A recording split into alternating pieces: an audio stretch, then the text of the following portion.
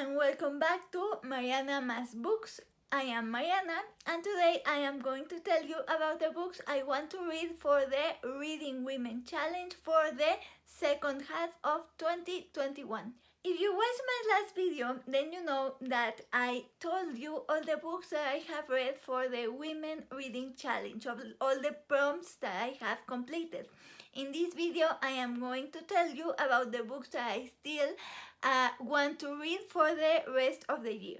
So just a quick recap, the Reading Women Challenge is a year-long reading challenge that consists of 24 prompts, and you have all year to read those prompts. The objective of the reading challenge is, as its name suggests, to read more women. So last video I told you from those 24 prompts which prompts I have completed and which books I have read for each one of those prompts. And in this video I am going to tell you about the prompts that I have not yet completed and what books I want to read for each one of those prompts. So let's get on with the video. The first prompt I'm going to talk about is a book long-listed for the Jcb Prize.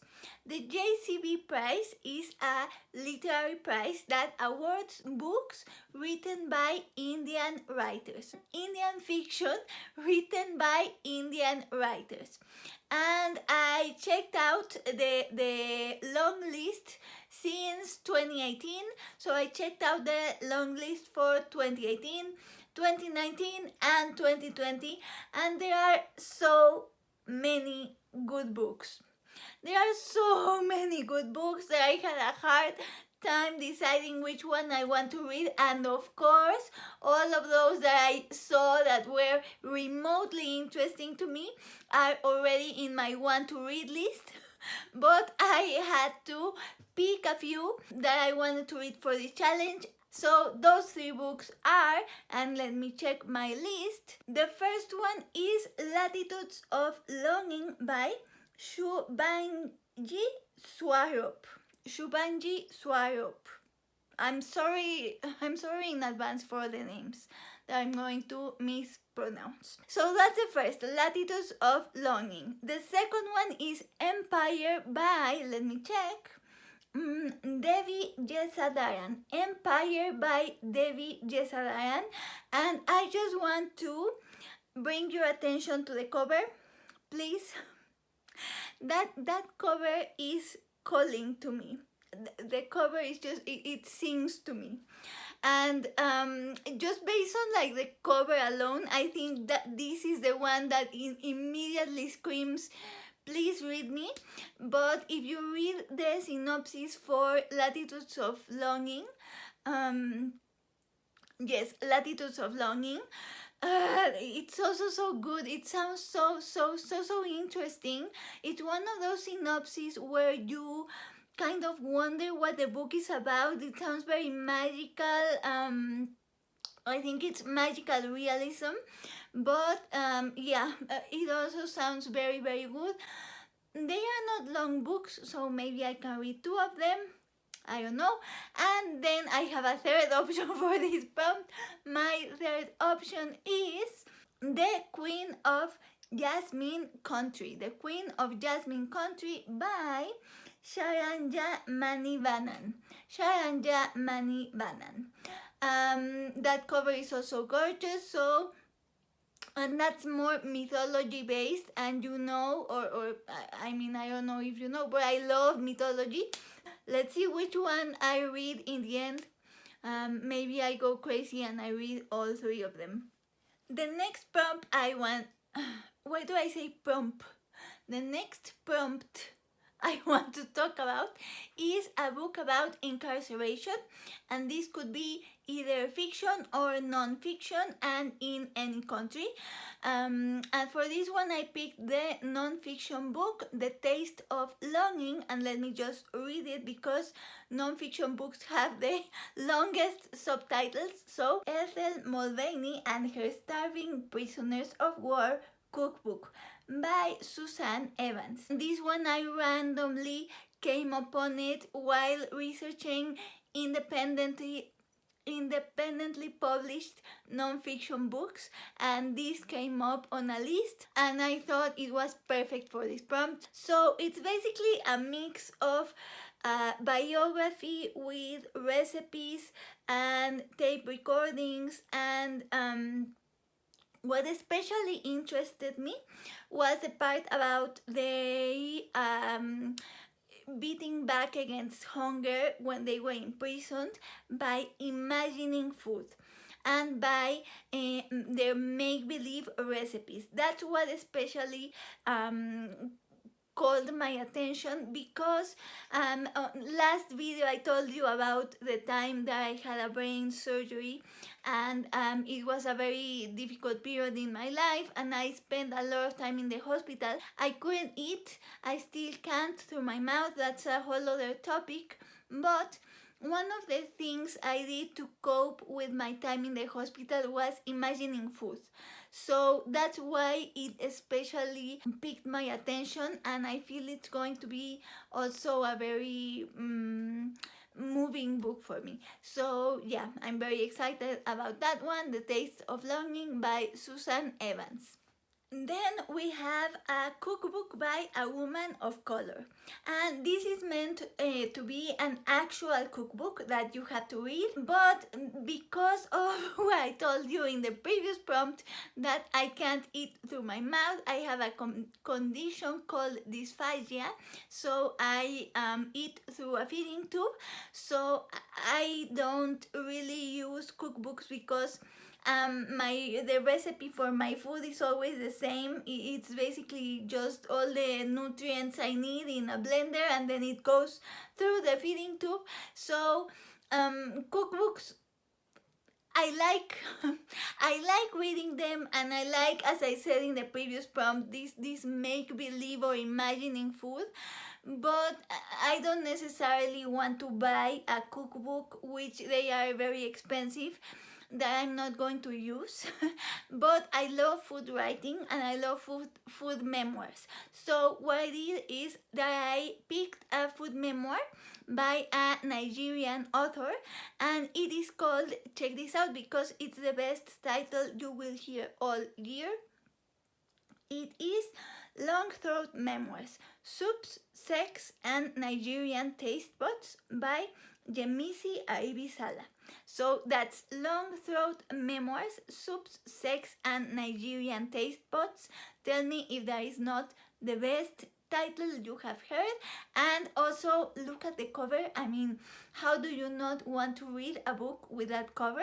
I'm actually going to read this book in August because Rosie Cockshot from the channel Rosie Cockshot, along with the channel Bookmarks and Breadsticks, they are hosting in August a readathon, month-long readathon. Those are my kinds of readathons, either month-long or year-long. I can't do two weeks or 24-hour readathons. Anyway, it's a month-long readathon called Reading Buffet, and it's all about food writing, and it's during August. So I'm going to read this one in August. Then we have a book by a South American author in translation. So because I am Mexican and I speak Spanish, I wanted to pick a book from a Brazilian author, so it would be translated from the Portuguese into Spanish. So I picked Clarice Lispector for this prompt. There were a lot of Clarice Lispector's books that I wanted to read and that sounded interesting, but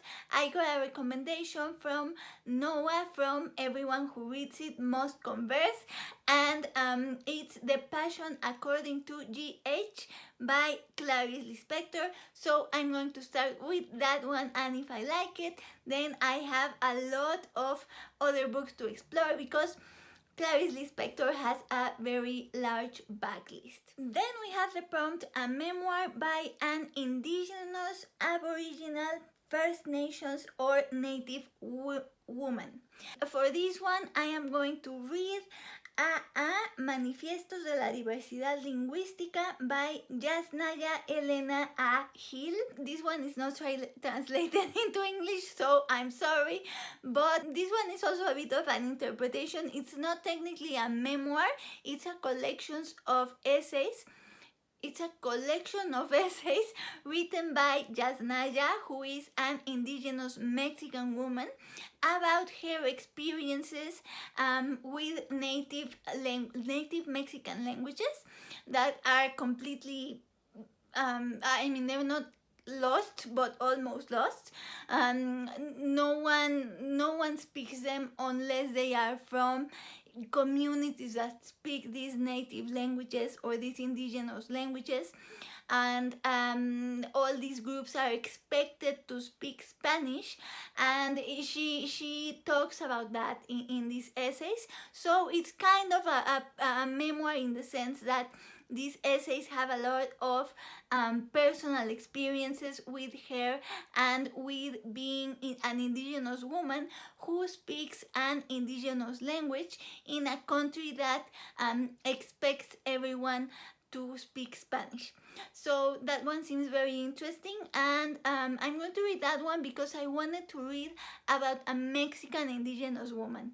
I know there is a lot of memoirs now available from indigenous women from especially from the United States and Canada, but I wanted to read about a Mexican woman. So then we have the prompt, a Muslim middle grade, and for this one I'm going to read Amina's Voice by Hena Khan, and this one I saw very recommended by Ashley in the channel Bookish Realm, and then I've also heard great things about it from Cara at Wild Book Garden.